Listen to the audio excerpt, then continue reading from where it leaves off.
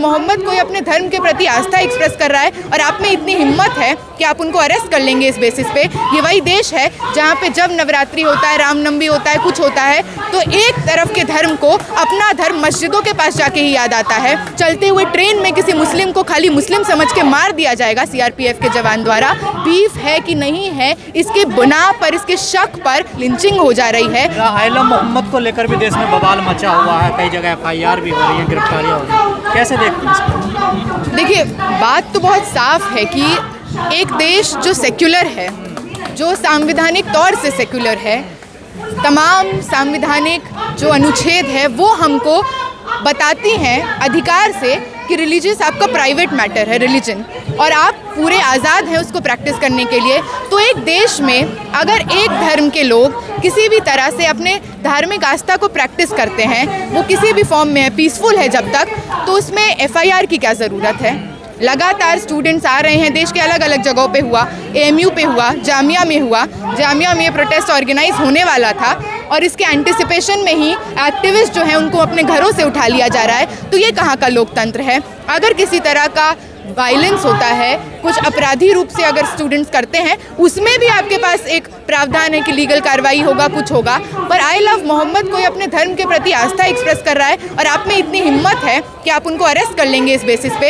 ये वही देश है जहाँ पे जब नवरात्रि होता है, रामनवमी होता है, कुछ होता है तो एक तरफ के धर्म को अपना धर्म मस्जिदों के पास जाके ही याद आता है। वहाँ पे दंगे करेंगे, वहाँ पे DJ बजेगा, वहाँ पे आसपास के लोगों को इतना टॉर्चर बल्कि कर दिया जाएगा, चलते हुए ट्रेन में किसी मुस्लिम को खाली मुस्लिम समझ के मार दिया जाएगा सीआरपीएफ के जवान द्वारा।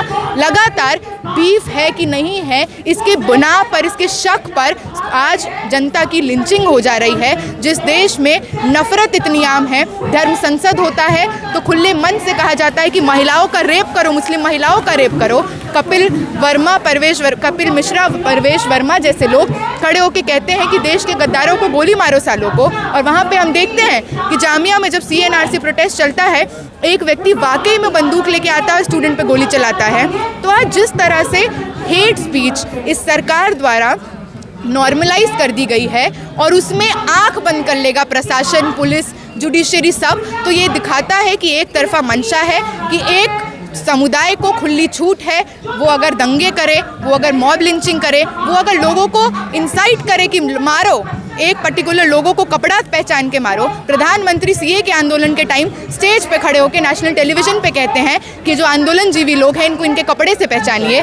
तो बहुत ज़रूरी है कि आज हम ये डिस्टिंक्शन समझें। जो लोग इस देश में पार्टीशन के टाइम रहना चूज़ किए, क्योंकि ये उनका भी देश है, ये उतना ही जितना किसी हिंदू का देश है, उतना ही किसी सिख, उतना ही किसी मुसलमान, उतना ही किसी क्रिश्चियन का देश है। आज इस आइडिया में जो मानते हैं उन लोगों को बहुत ज़रूरी है कि इस पे पक्ष में खड़े रहें। और सरकार का जो मंसूबा है वो बहुत साफ है कि लगातार मुद्दों से भटकाते रहिए। आज शिक्षा की जो हालत कर दी गई है, नई शिक्षा नीति लाकर लगातार फीस वृद्धि होता है, हर सेमेस्टर होता है, ऐसा हालत कर दिया गया है कि गरीब परिवार का व्यक्ति आके पढ़ नहीं सकता।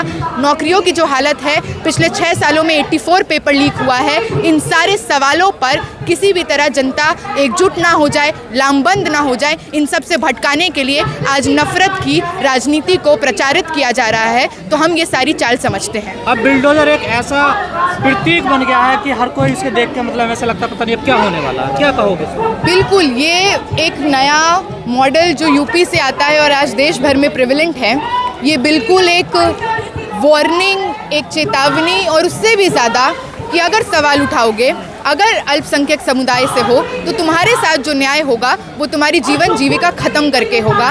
बेसिकली इस तरह की चेतावनी आज देश भर में हो रही है और दिल्ली में होता है, और ये उन्हीं इलाकों में होगा। कहा जाएगा कि एंक्रोचमेंट है, कहा जाएगा कि गैर कानूनी रूप से आप लोगों ने ज़मीन को हथिया लिया है और इसलिए आपके घरों पे बुलडोज़र चल रहा है। पर लगातार इसी दिल्ली में, लुटियंस दिल्ली से लेकर वसंत कुंज से लेकर बहुत ऐसे करोड़पति जहाँ पे रहते हैं, ऐसे इलाके भी हैं जहाँ पे आप देखेंगे तो वाकई में इतनी बड़ी बड़ी कोठियाँ हैं जो आम जनता की ज़मीन पे है, सरकारी ज़मीन पे है। मैं बिहार से आती हूँ, अभी बिहार में एक खबर चल रही है कि किस तरह से अडानी अंबानी को इस तरह से हज़ार एकड़ की ज़मीन 1 रुपये में दी जा रही है। तो आज इंसाफ का जो पैमाना है वो बहुत साफ है। मोदी के जो दोस्त हैं, अडानी है, अंबानी है, उनको ज़मीनें 1 रुपये में भी दे दी जाएगी। और जो गरीब है, जो सड़क पे रहता है, फुटपाथ पे रहता है, जो झुग्गियों में रहते हैं, उनके साथ ये होगा कि यही सरकार जो जहाँ झुग्गी वहाँ मकान के वादे के साथ आई, आज उन झुग्गियों को उखाड़ फेंकेगी, क्योंकि इलेक्शन नज़दीक नहीं है, क्योंकि उनसे अभी कुछ काम नहीं है। जैसे ही चुनाव आएगा तो अपनी चुनावी रोटियां सेकने के लिए वापस से इस तरह के ढकोसले दिए जाएंगे, वापस से इस तरह के जुमले फेंके जाएंगे और उनका वोट ले लिया जाएगा और फिर उनकी वही कीड़े मकोड़ी जैसी हालत कर दी जाएगी और बेघर कर दिया जाएगा। जब ऐसे मामले आते हैं तो न्यायपालिका पर भी सवाल खड़ा होता है। बिल्कुल खड़ा होता है। आज तो हम देख रहे हैं कि जिस तरह से ये समझना बहुत ज़रूरी है कि आज जो राज्य है हमारा और जो सरकार है इसमें बरकरार, उसके पास सारे संसाधन हैं, जुडिशरी है, तमाम इंस्टीट्यूशंस हैं। जिस तरह के तमाम चीज़ों पे जिस तरह के वर्डिक्ट्स आते हैं, ये वही देश है जहाँ पे राम रहीम को हर साल में 4 बार बेल मिल जाता है, पर वही देश है जहाँ पे बिल्किस बानो के जो अपराधी हैं उनको ना केवल बरी किया जाता है बल्कि माला पहना के स्वागत किया जाता है। ये वही देश है। हम लोग जब बीए में थे तो एक टाइम पे इस यूनिवर्सिटी के जो वाइस चांसलर होते थे वो संघ के होते थे। आज एक रिक्रूटमेंट जो हो रहा है मास्टरों का, इस बेसिस पे हो रहा है कि आरएसएस की शाखा में जाते हैं कि नहीं, एवीवीपी के कार्यकर्ता रहे हैं कि नहीं। तो आज हर तरह से क्लासरूम, सड़क, पार्लियामेंट, जुडिशरी, हर चीज़ पर इनका एक दबदबा है और इसीलिए बहुत ज़रूरी है कि पढ़ने लिखने वाले, सोचने वाले लोग लगातार सड़क पर आएं और जनता की आँख खोलने का काम करें। ऐसा नहीं है कि नाता नहीं है। जो विदेश में हो रहा है वो इस देश की भी कंप्लिसिटी है, भागीदारी है, इसलिए हो रहा है। तो जब हम यहाँ पे खड़े होते हैं और फ़िलिस्तीन जिंदाबाद और फ़िलिस्तीन को आज़ाद करने के, मुक्त करने के उनके संघर्ष के साथ के नारे लगाते हैं, तो इसका मायना ये भी है कि मोदी सरकार जिस तरह से उसमें कंट्रीब्यूट कर रही है वो भी ख़त्म हो। और इसके साथ साथ ये आवाज़ इसके लिए भी है कि आज जो लद्दाख में हो रहा है, सोनम वांगचुक को जो गिरफ्तार कर लिया गया है, आज जो देश के कोने कोने में हो रहा है, मणिपुर चल रहा है, ये तमाम लड़ाइयाँ अलग नहीं हैं। हम वही लोग हैं जो बार बार आकर सड़कों को आबाद करते हैं तमाम सवालों से,